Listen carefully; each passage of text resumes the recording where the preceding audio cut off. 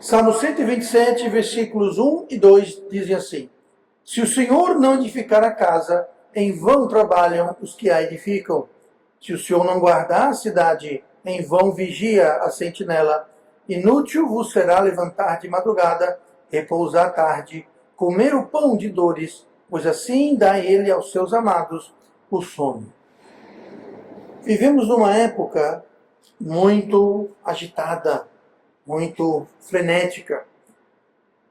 Existem muitos afazeres, responsabilidades, expectativas, muito estresse, muito corre-corre.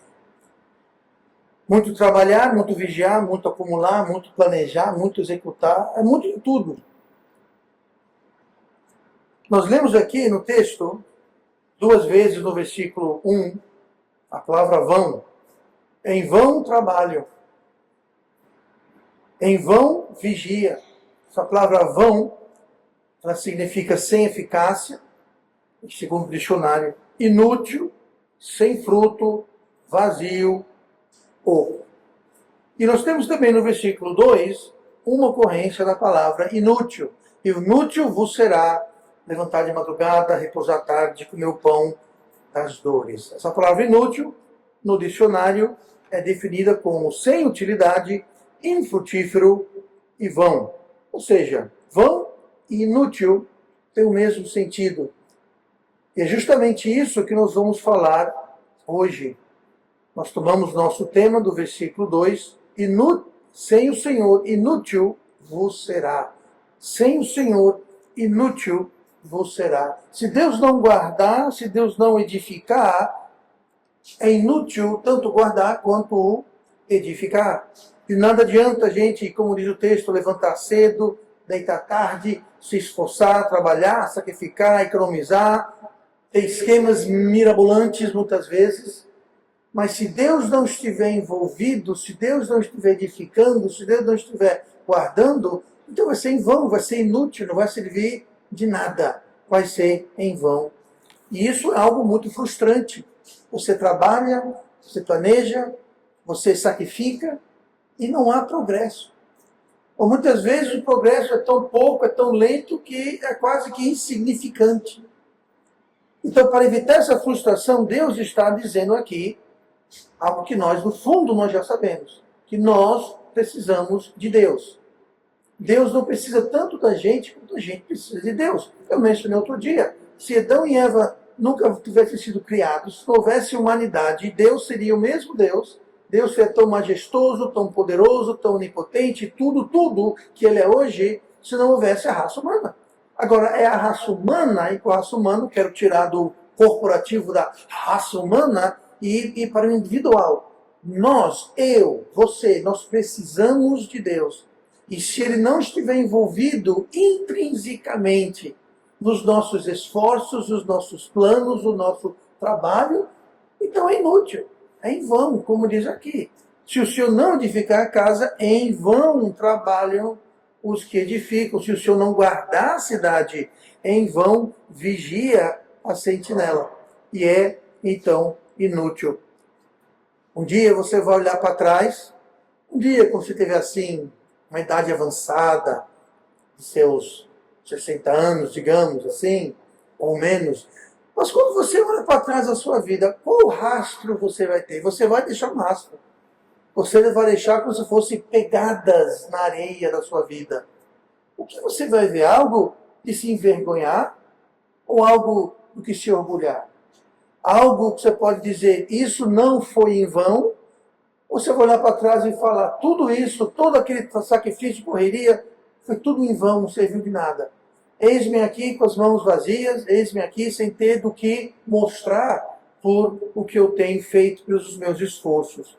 Então, hoje, nós podemos dar uma guinada e mudar o nosso rastro de amanhã. Eu não posso olhar para ontem, eu não posso olhar para trás e mudar o rastro que eu deixei. O que eu posso fazer é mudar o meu caminho hoje para eu poder ter um rastro de que se orgulhar amanhã. Então, hoje nós vamos ver esse tema, sem o Senhor, inútil vos será. Olhe comigo para Gênesis capítulo 8, e nós vamos ver um exemplo muito claro e contundente de não edificar em vão. Em Gênesis 8, nós temos lá a construção da Torre de Babel, que não era só uma torre, era toda uma cidade, era todo um sistema, e era um sistema centralizado, mas é mais conhecido pela torre, a Torre de Babel. Mas no versículo 3 de Gênesis 11 diz assim: E disseram uns aos outros: Eia, façamos tijolos e queimemo-los bem. E foi-lhes o tijolo por pedra e o betume por cal. E disseram: Eia, edifiquemos nós uma cidade e uma torre cujo cume toque nos céus. Façamo-nos um nome para que não sejamos espalhados sobre a face de toda a terra. É muito irônico a gente ver aqui no versículo 4 que o que eles não queriam ser espalhados. Para que não sejamos espalhados, no versículo 4. Não sejamos espalhados, é o que eles mais temiam, serem espalhados. E foi justamente isso que Deus fez. Deus os espalhou. Se você olhar no versículo 8, que nós não lemos, mas se você olhar no versículo 8 na sequência, assim o Senhor os espalhou dali sobre a face de toda a terra, e cessaram de edificar a cidade. Então veja bem, eles tinham uma meta. A meta deles era não serem espalhados pela terra. Isso é o que eles queriam. E eles então começaram a construir uma cidade e uma torre, justamente para não serem espalhados por toda a terra. Então você veja que todo aquele esforço, todos aqueles recursos, o dinheiro, o trabalho, tudo aquilo de construir uma cidade, construir uma torre que na cabeça deles ia alcançar o céu.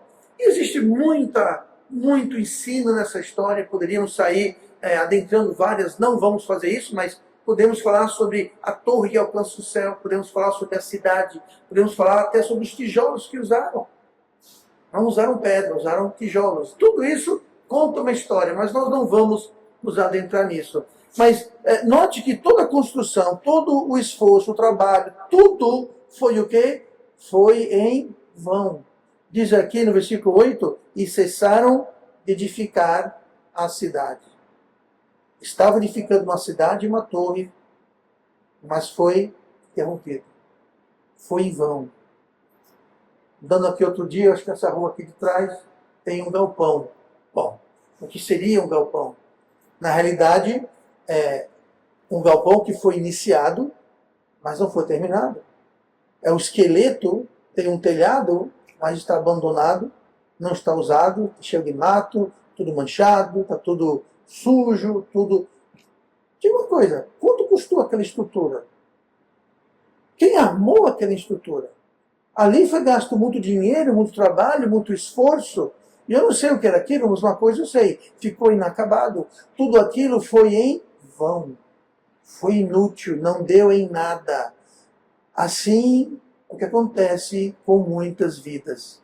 Como eu disse, você pode olhar para trás, ver o rastro, você pode olhar ao redor e perguntar, o que foi que eu fiz na minha vida? Como aquele galpão abandonado, semi-acabado, um grande desperdício, tudo em vão. Tem muita gente que vive assim. E chega num ponto na vida deles que eles olham e digam, o que eu tenho para mostrar da minha vida até hoje? O que foi que eu construí? O que eu tenho para mostrar? O que eu tenho do que me orgulhar perante Deus? Se orgulhar, não um orgulho nocivo, não um orgulho de soberba, mas um orgulho de satisfação e contentamento daquilo que Deus fez em nossas vidas. Mas é que está o problema. Se Deus não edificar, em vão trabalham os que edificam. Se Deus não vigiar, em vão vigia a sentinela. E é isso que nós temos que entender. Que Deus não estava envolvido na construção da cidade, na construção da torre em Babel. Ele não estava envolvido. Tanto que eles queriam uma torre que chegasse ao céu. Eles queriam chegar ao céu, queriam alcançar as alturas sem Deus. E quando alguém tenta fazer isso, não incluir Deus, vai ser em vão, vai ser inútil. Deus não estava incluído nestes planos aqui. E quando nós fazemos isso, assim como essas pessoas aqui na cidade e com a Torre de Babilônia, eles vão ter o oposto daquilo que eles queriam.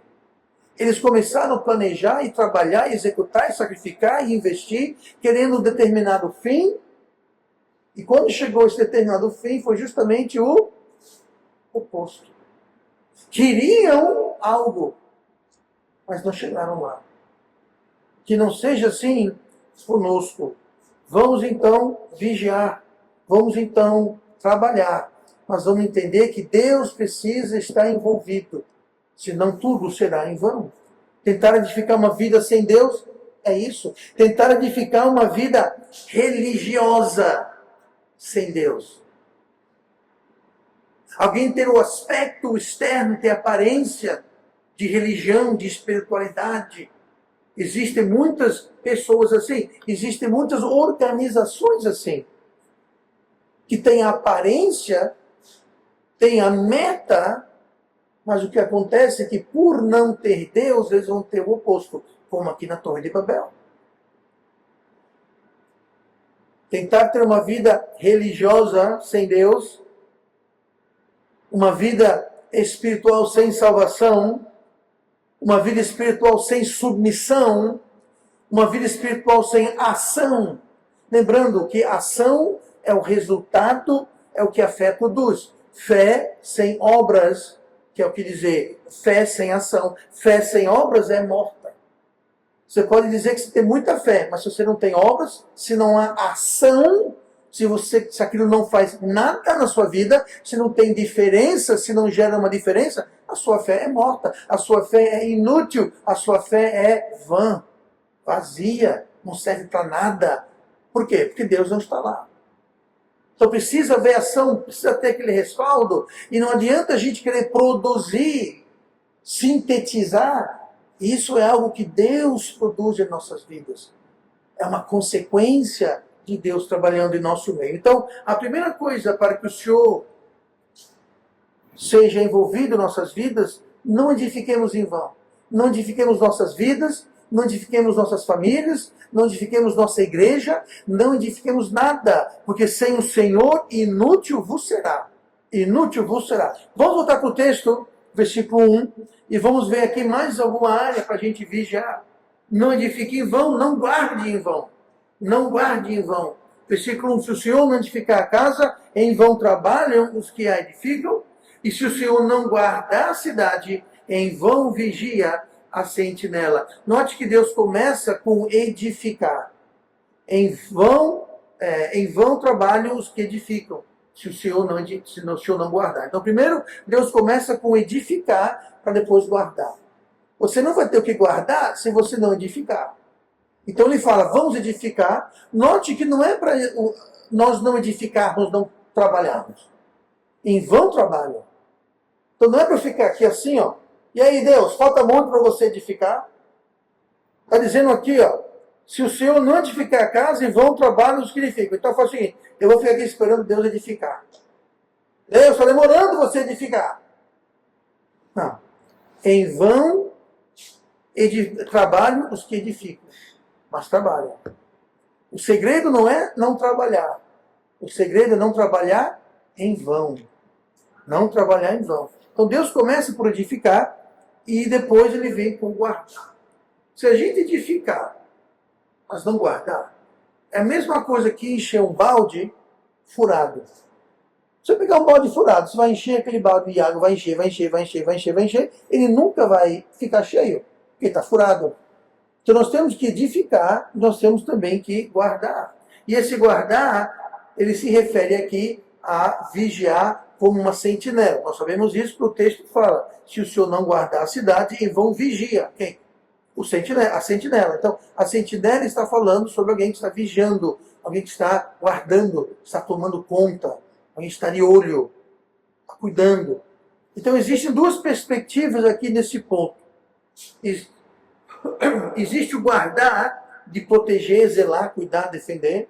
E existe o guardar também no sentido de guardar, de economizar. Naquela época, o sentinela guardava, não era apenas contra o inimigo, também, mas era contra ladrões, contra animais que iriam subtrair o que foi guardado. Os grãos, por exemplo, você guardar os grãos, senão entravam os animais e comiam os grãos. Você guardava o rebanho para não vir um lobo. Então você está falando sobre você guardar no sentido não só de defender, mas defender para manter, para guardar, para economizar, para resguardar. Tá? Então essa guarda tem essas duas conotações. Então nós temos que proteger, zelar, cuidar, nós temos também que economizar, juntar, poupar. Devemos ser frugal. Não devemos estar esbanjando, desperdiçando, não sendo eficientes com aquilo que Deus nos deu. Devemos buscar ser eficientes daquilo que nos é confiado. Primeiramente, no sentido de guardar e proteger o que nos é confiado. Eu falo agora para pais e mães. Nós devemos guardar o nosso casamento. Devemos guardar a nossa família, o nosso lar. Devemos proteger. Devemos vigiar aquilo que entra nos nossos lares. Havia uma época em que era muito mais fácil você guardar e proteger o que entrava nos nossos lares. O problema hoje em dia é que nós temos... Antigamente a televisão era muito fácil, né? Geralmente tinha uma em casa, você desligava, ou no meu caso, quando minhas filhas eram pequenininhas, e nem tinha televisão em casa. Tá? Por quê, pastor? Porque não tinha muita coisa e não tinha muito tempo para ficar assistindo, francamente. Então a gente simplesmente tiramos. Pastor, é pecado ter televisão em casa? Então você tem uma grande, dê para mim que eu vou ajudar você tirando o pecado da sua casa. Estou dizendo isso. Estou dizendo o seguinte, pode ser um problema. Outro dia nós falamos sobre Hebreus que fala que devemos nos livrar de todo peso e pecado. Tá? Pecado é pecado. Peso é algo que nos atrapalha. Ali o contexto é uma corrida. Você não vai correr uma corrida carregando a mochila nas costas. Então, a televisão, por exemplo, ou o computador, ou os abençoados celulares, tablets, etc. e tal, são pecado? Não necessariamente, mas podem ser um peso, que podem atrapalhar, não ajudam. Não são pecados, não é algo que a Bíblia fala não tenha, porque é pecado, mas também é algo que pode ser o peso. Por isso que a Bíblia cita pesos e pecados. Então nós temos que proteger, porque hoje em dia o inimigo está dentro de casa, está na mão do seu filho e da sua filha. É um celular, é um tablet, a televisão. Na minha época, uma casa normal tinha um televisor, talvez. Hoje em dia é um televisor na cozinha, um banheiro, uma na despensa, um no quintal, um na varanda, um na casa do cachorro, um na caixa d'água, ou seja, é televisão para tudo quanto é lado. E se for televisão, é telefone, ou tablet, ou seja, tudo isso conectado à nuvem, na internet, onde tem muita coisa boa e tem muita coisa ruim, tem muita coisa péssima. Pastor, então, o que fazer? O que fazer? Você tem que vigiar, guardar. Tem um conselho? Não dê um celular, um tablet para o seu filho e sua filha.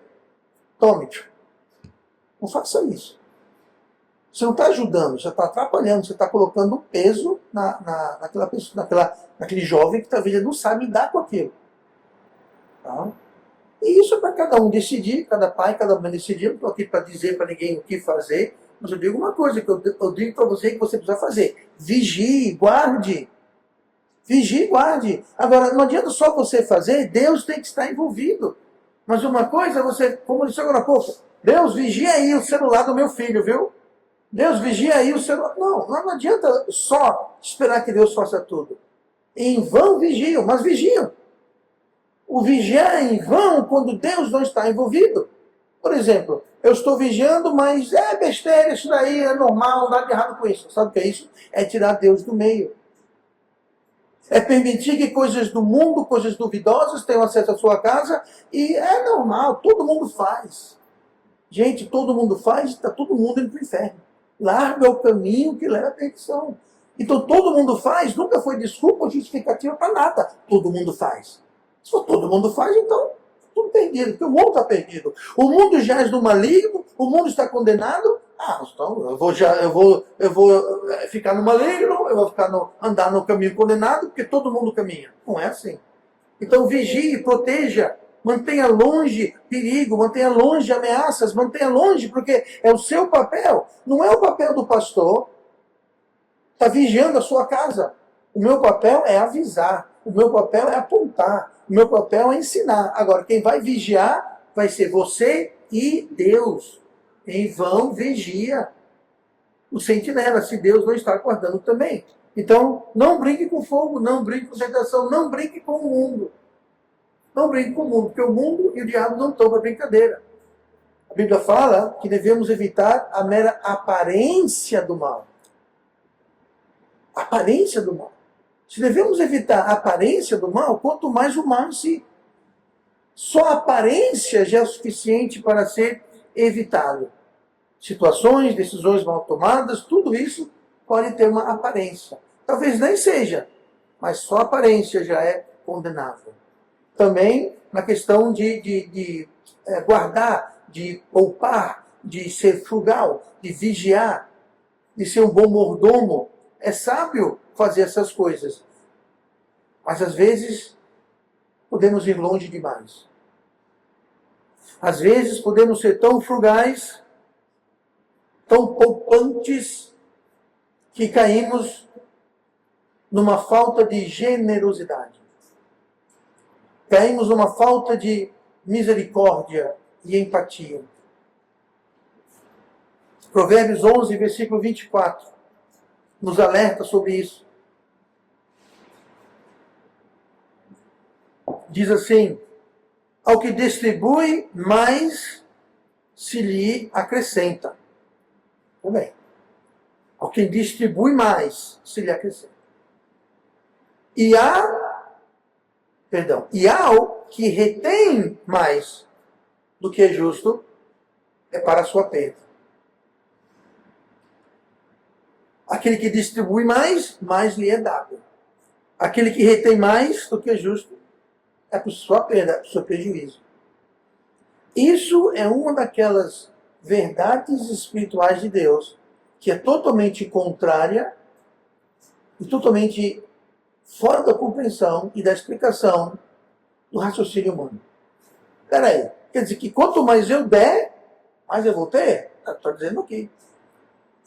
E se eu reter mais, eu vou, em vez de ter mais, porque eu estou retendo, eu não estou dando, eu estou guardando, eu estou segurando, eu estou retendo, eu vou ter menos? É o que está dizendo. Quanto mais você dá, mais você terá. Quanto mais você retém, menos você terá. Então quer dizer o quê? Quer dizer que Deus abençoa generosidade. Deus abençoa quando nós nos compadecemos e nós temos compaixão e empatia, mas não só no sentido de, oh, que peninha. Não. Nós fazemos algo a respeito. Nós distribuímos mais. É claro, para distribuir, primeira coisa, você tem que o quê? Você tem que ter, né? Eu não posso distribuir aquilo que eu não tenho. Aí é roubo. Inclusive, existem certas ideologias políticas que distribuem o que é dos outros. Mas não estão distribuindo nada, estão roubando. O síndrome de Robin Hood, eu vou tirar do rico para dar para o pobre. Só que a última vez que eu chequei, Robin Hood não era nenhum pobre, e ainda até hoje tem pobre lá no condado de Nottingham, na Inglaterra. Então o que acontece? Nós temos que ser generosos, nós temos que ser empáticos, nós temos que distribuir mais. Eu só posso distribuir se Deus me acrescenta. Pense nisso. Se eu tenho para distribuir, é porque Deus me acrescentou. Deus não espera que eu distribua algo que eu não tenho. Eu não posso, eu gostaria muito, acredite em mim, eu gostaria muito de dar para cada um de vocês aqui R$1 milhão. Eu gostaria muito, no fundo do meu coração. Tenho um pequeno problema com isso. Eu não tenho. Nem R$1 milhão para mim, eu vou ter para vocês? Não tenho, eu sinto muito. Então veja bem, se está dizendo aqui, ao que distribui, mais lhe acrescenta, é justamente isso. Deus dá, e quando nós distribuímos aquilo que Deus dá, Ele vai acrescentar mais. Por quê? Porque Ele sabe que você vai distribuir. Então você se torna um canal da bênção de Deus. E daquilo que você recebe, você repassa, você também é beneficiado com aquilo. Mas você não retém tudo, porque fala, e ao que retém mais do que é justo. O que é isso? Se eu estou retendo, é porque eu tenho. Assim como se eu distribuo, é porque eu tenho. Se eu retenho, eu também tenho. Eu não estou retendo milhões e milhões de reais, me recusando a passar dinheiro para vocês, por exemplo. É que eu não tenho mesmo. Então, tanto quem distribui a mais e aquele que retém mais do que é justo, ambos têm algo em comum. Ambos têm. Tem para distribuir e tem para reter. Então, o que está dizendo? Aquele que retém mais do que é justo. Então, veja bem, não é problema você reter. Você não tem que repassar tudo. Mas existe o reter mais do que é justo. Deus me deu 1 bilhão.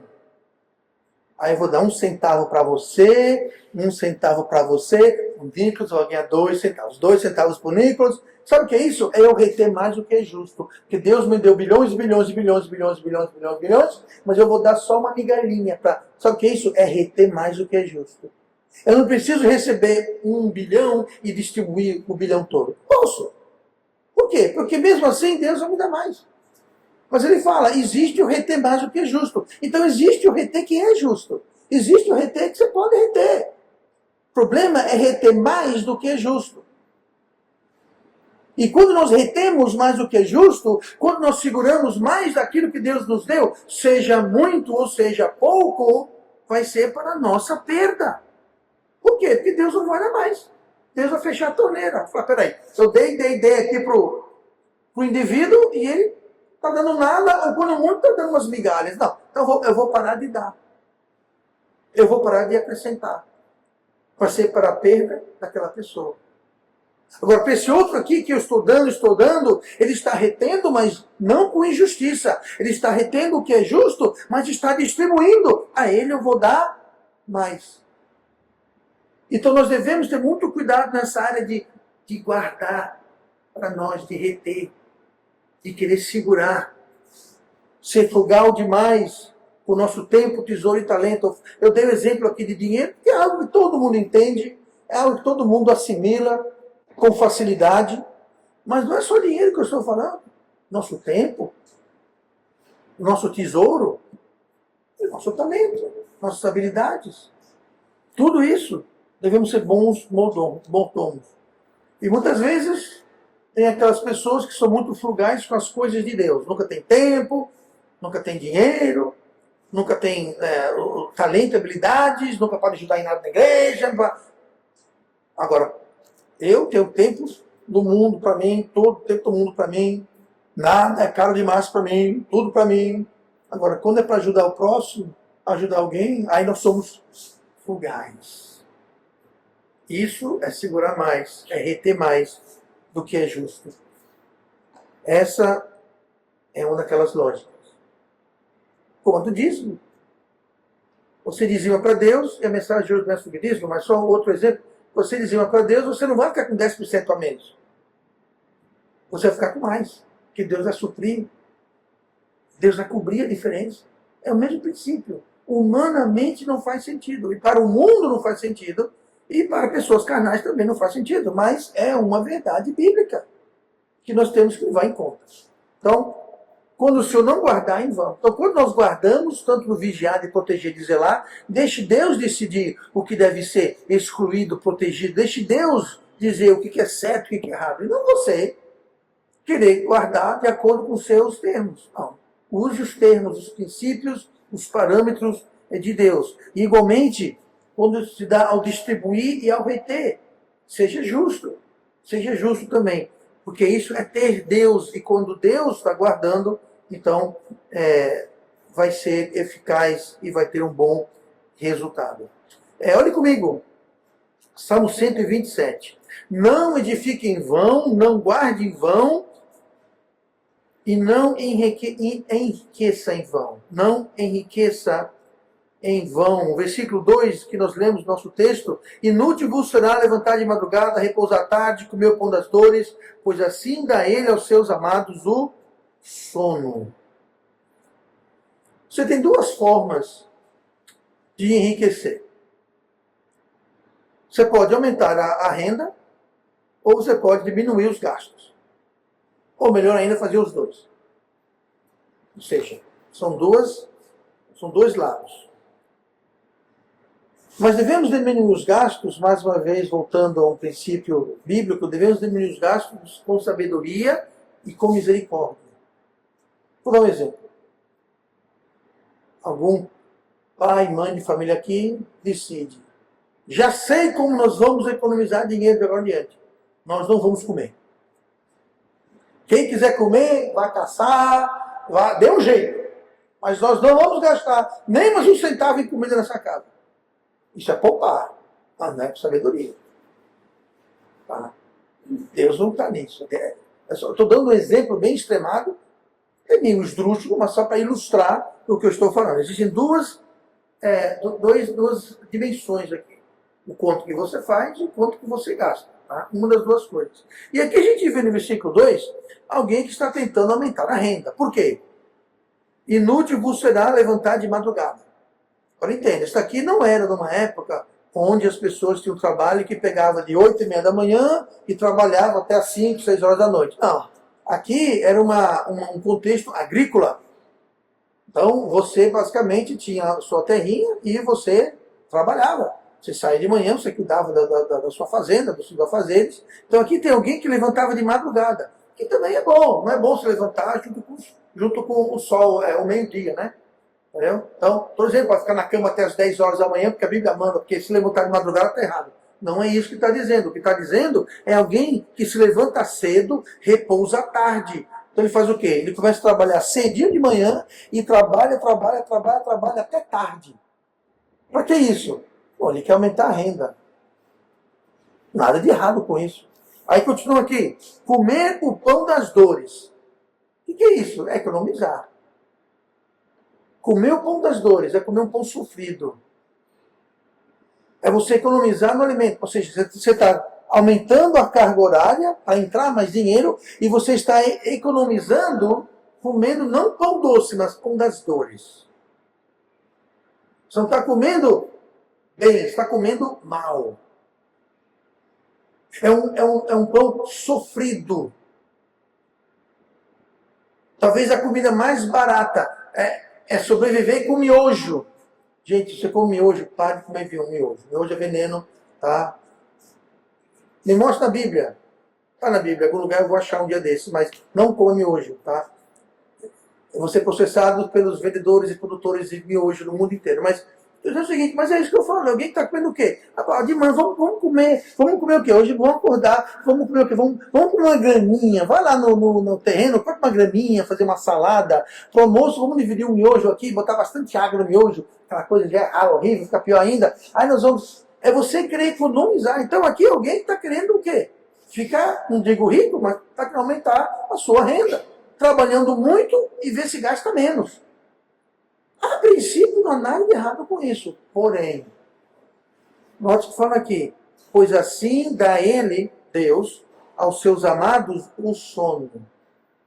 Então não adianta você acordar às 3 da manhã, trabalhar até meia-noite, comer pão de dores, porque se Deus não estiver, você não vai dormir, você não vai comer, você vai se acabar e vai ser tudo o quê? Em vão. Inútil. Não vai servir para nada. Você pode se matar e trabalhar. Você pode economizar, cortar tudo. Esse mês ninguém come. Eu fiz os capos aqui, eu quero guardar tanto, então esse mês ninguém come. Quem quiser comer, vai pedir na rua, vai fazer alguns... Se virem.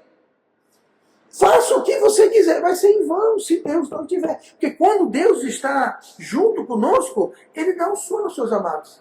Você não precisa acordar de madrugada nem trabalhar até a meia-noite. Você pode estar dormindo de madrugada e dormindo à meia-noite.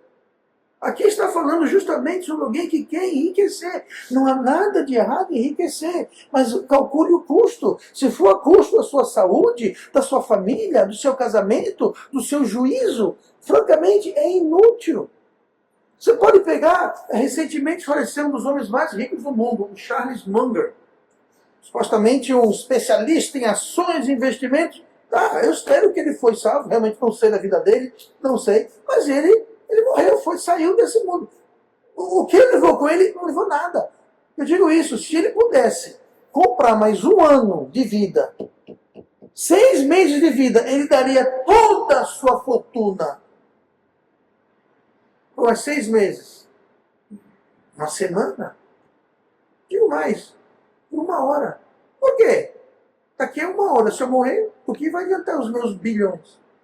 O que vai adiantar minhas propriedades, os meus bens? E nós temos toda a vida pela frente, uns menos do que outros, já entendem? Temos toda a vida pela frente, estamos em relativamente boa saúde,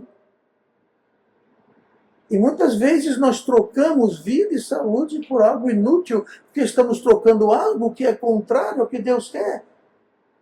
E você pode não estar fazendo nada de errado, mas se você não estiver fazendo o que Deus quer que você faça, é inútil. Dê utilidade divina à sua vida. Deus não nos criou e nos salvou para a gente ficar aqui na terra, trabalhar, comprar coisa, pagar conta, morrer e ir para o céu. Não foi esse o motivo pelo qual estamos aqui. Existe uma vontade divina, uma vontade de Deus para a sua vida. Descubra o que essa vontade é. Descubra o que esse plano é. Nós não estamos nesse mundo simplesmente para existir. Juntar dinheiro, pagar conta, juntar coisas na garagem, juntar coisas no guarda-roupa, juntar coisas na geladeira, juntar coisas no banco, morrer e ir embora. Não foi para isso que Deus nos salvou. Não foi para isso que Deus nos criou. E se nós vivemos assim, é em vão, é inútil. Você vai olhar para trás um dia na sua vida, mas agora, não precisa ser ele necessariamente, mas qualquer pessoa, qualquer bilionário vai olhar para trás e falar, tudo bem, estou chegando no fim dos meus dias. O que foi que eu fiz? Qual o rastro que eu deixei? Eu deixei um rastro de ilegalidade, de exploração, de sofrimento, de tristeza, de dor. Eu fui ético, fui correto, eu abençoei as pessoas, porque no frigir dos ovos é isso que vai fazer toda a diferença. E nós temos que entender que um dia isso vai acontecer. Nós temos um exemplo em Lucas capítulo 12, de homem rico, que teve grandes lucros, certa ocasião, Lucas 12, 19. Ele decidiu juntar tudo e se contentar com aquilo. Lucas 12, 19. E direi à minha alma, alma, tens em depósito muitos bens para muitos anos. Descansa, come, bebe e folga. Mas Deus lhe disse, louco, esta noite te pedirão a tua alma, e o que tens preparado, para quem será? Assim é aquele que para si ajunta tesouros, e não é rico para com Deus. Nós devemos buscar, primeiramente, ser ricos para com Deus. Para com Deus. Não adianta quantos carros na garagem, quantas propriedades você tem, quanto você tem no banco. Nada disso adianta. O que adianta é ser rico para com Deus. Juntar tesouro no céu. Em 1 Timóteo 6,10, o apóstolo Paulo faz um importante aviso para Timóteo. 1 Timóteo 6,10, porque o amor ao dinheiro é a raiz de toda a espécie de males, e nessa cobiça alguns se desviaram da fé e se traspassaram a si mesmos por muitas dores. Veja bem, desviaram da fé. Para você desviar da fé é porque você estava na fé. Esse desviar na fé não quer dizer perder salvação, quer dizer que a pessoa estava andando no caminho correto, a pessoa estava sendo rico para com Deus, a pessoa estava caminhando no caminho de Deus, só que o amor ao dinheiro, o problema não é dinheiro, o amor ao dinheiro o desviou. E o resultado? E se traspassaram a si mesmos com muitas dores. Eles não queriam muitas dores. Mas foram muitas dores que eles conseguiram. Por quê? Porque se desviaram da fé. Por quê? Pelo amor ao dinheiro. O dinheiro é um péssimo mestre, excelente servo. Se ele trabalha para você, excelente servo. Mas muitas vezes o que acontece é que nós ficamos enamorados, apaixonados pelo dinheiro, e nós fazemos dele o nosso mestre, até talvez o nosso Deus. Toda decisão que nós tomamos gira em torno de dinheiro. Se é certo e errado, Deus, o que você acha? Não. Vai render? Se for render, está certo. Se for dar lucro, não tem problema. Toda decisão moral, toda decisão pessoal, toda decisão familiar, qualquer decisão, o centro da questão é dinheiro. Dinheiro. Guardar dinheiro, fazer mais dinheiro. Se for gastar dinheiro, fazer menos dinheiro, então está errado, não quero conversas. Se traspassa a si mesmo por muitas dores. É como um homem rico, que nós lemos em Lucas 12. Tinha tudo, tinha bens pensou que ia folgar, ia beber, comer, se divertir, descansar. Jesus falou, essa noite, você não vai ter mais o que comer, beber, descansar. Será pedida a sua alma. Você vai levar o que dessa terra? Nada. Por isso que um bilionário, por mais 1 hora de vida, dá tudo. Porque, bom, daqui a 1 hora eu vou estar morto. Se eu tenho ou não tenho quantos bilhões, vai fazer a mínima diferença. Pense nisso, que é uma realidade. Você está fazendo papel de louco, de tolo. A Bíblia chama aqui, chamou o homem rico de louco.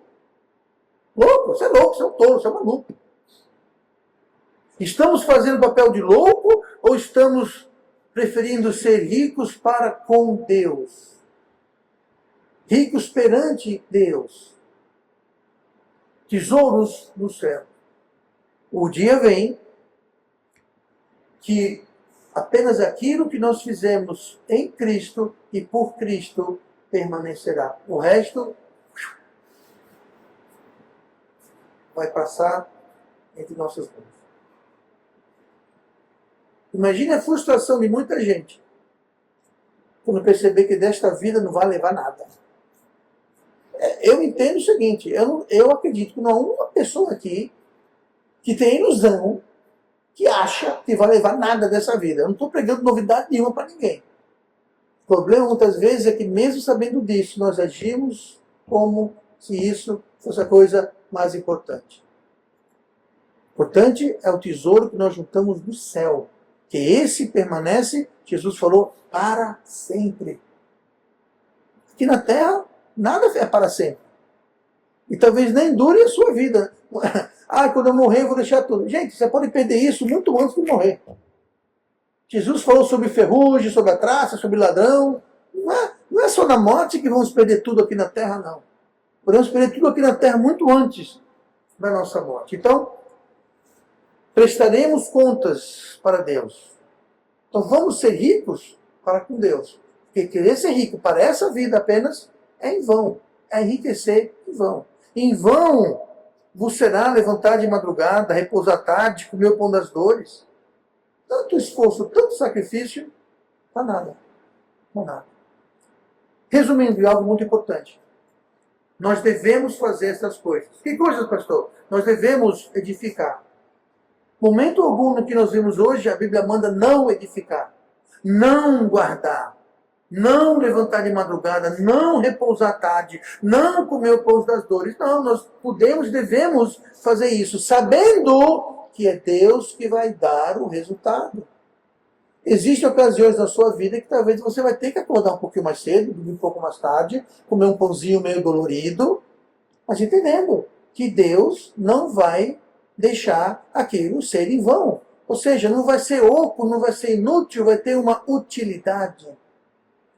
Uma das coisas muito úteis na minha vida, na época eu não gostei, houve momentos na minha vida em que eu literalmente não tinha um tostão no bolso e não tinha uma mordida de comida, nem na geladeira, nem no armário. Pois é.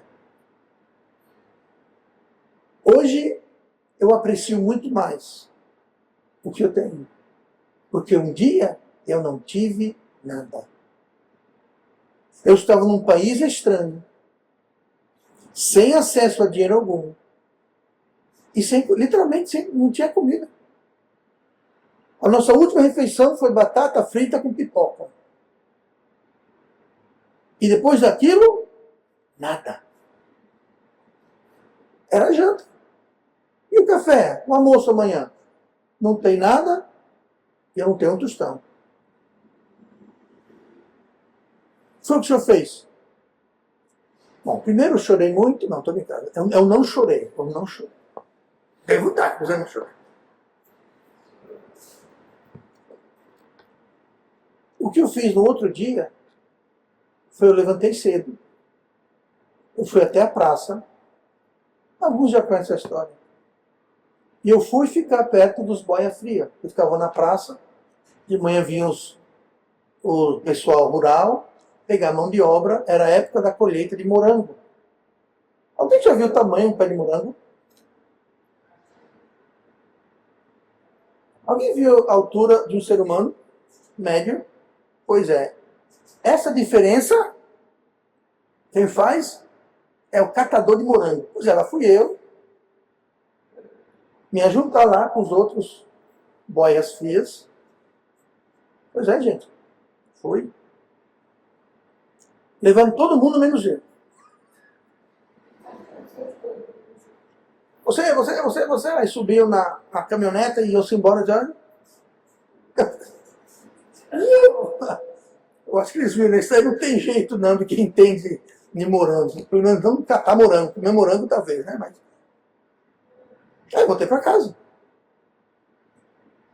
E naquela noite, sem literalmente ter o que comer. Não, minto. Naquela noite tinha pipoca, sobrou milho e pipoca. Aí naquela noite, fizemos pipoca. Nós agradecemos a pipoca. Bateu na porta. Quem é? Roberto Senna. Foi corre para guardar as pipocas, guardar. A gente estava com vergonha. Não tem nada a oferecer, ele na janta, pipoca, vergonha. Depois está com fome, não perdia vergonha. Depois dos 5 minutos, ele só ouvindo para dentro, né, o barulho da gente guardando as coisas. Aí abriu, eu vi a coisa mais linda do mundo. Estava o Roberto Senna com 2 pacotes de compras, atrás de papel bem grande. Estava aqui na cidade, ele morava numa cidade não, uma vilarejo vizinho. E ele falou, a gente veio para a cidade grande, a gente está fazendo um compra, e Deus tocou no meu coração de fazer, não sei. Eu fico até sem jeito, porque eu não sei se estão precisando, eu não quero ofender. Ofendeu não, irmão, ofendeu não, tá? Ninguém está ofendido aqui, não tem ofensa. Aí ele entrou, aí compartilhamos com ele. Ele falou, pois é. Eu não tinha planos de fazer isso, mas estava fazendo minhas compras, e Deus tocou no meu coração de fazer isso. Eu falei, louvado seja Deus. Então eu sei o que é literalmente não ter o que comer. Eu tinha um dinheiro no banco, mas não tinha acesso ao banco. Por quê? Porque o meu cartão, eu pensei que perdi meu cartão. Aí eu falei, bom, perdeu, tem que cancelar. Não deu 5 minutos depois que eu cancelei, achei o cartão. Aí liga para o banco, eu quero descancelar. Sinto muito. Nós mandamos um outro para sua casa. Vai chegar daqui a uma semana. A senhora, daqui a uma semana eu morri de fome. E vai chegar em outro país. Eu estou em outro país. Até que chega na minha casa, que pega e mande para mim, não tem mais eu para receber aqui. Então entenda, Deus, quando está envolvido, não vai deixar você passar fome, passar necessidade.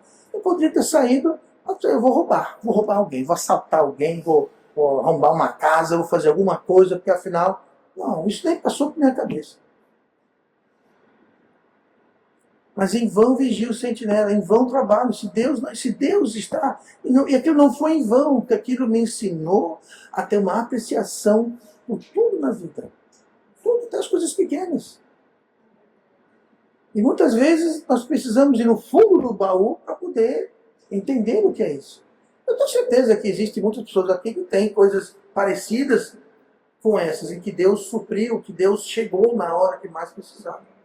Mas no momento algum ele fala para não edificar, não guardar, não levantar cedo de madrugada, não repousar à tarde. Tem hora que você tem que fazer essas coisas. Mas o problema é não fazer isso em vão. E como fazemos isso em vão? Não incluindo Deus. Que inclui fazer as coisas do nosso jeito e não do jeito de Deus. Faça as coisas do jeito de Deus. Estou sem comida, eu já sei. Eu vou sair, vou roubar, vou assaltar, vou enganar alguém, eu vou explorar alguém, não faça isso. Porque vai ser em vão. Vai ser em vão. Então devemos confiar e esperar em Deus. Mas não assim, sem fazer nada. Eu acordei cedo, ninguém me pegou para colher morango, mas eu fui. Então precisamos fazer e esperar em Deus. Nada adianta orar pelos estudos se você não estudar. Deus abençoe uma prova que fazer amanhã. Estudou? Não. Então. Deus faz milagres, mas não para abençoar preguiça. Deus vai me usar, mas eu não quero sair daqui. Eu vou ficar sentado aqui até Deus me pegar e me usar. Se eu for o quê? Um marrete, uma vassoura, um pano, como que Deus vai lhe usar? Você tem que ir, você tem que se prontificar para ir. Nós precisamos fazer a nossa parte. O nosso esforço, o nosso trabalho é indispensável e é importante, mas é Deus que dá o resultado. E podemos trabalhar e nos esforçar, mas se deixamos Deus de lado, os métodos de Deus, as doutrinas de Deus, o reino de Deus de lado, então vai ser em vão. Vai ser em vão. Buscar primeiro o reino de Deus. E o resto será acrescentado. Então não adianta ficar esperar o acrescentamento se não estamos buscando o reino de Deus. Não estamos trabalhando na seara, não estamos buscando almas e buscando ser um conforto, uma ajuda, uma bênção para as pessoas que Deus coloca ao nosso redor. Nós precisamos fazer a nossa parte, entendendo que é Deus que vai potencializar e vai usar aquele esforço, aquele sacrifício para fazer grandes coisas em nossas vidas e nas vidas das pessoas ao nosso redor.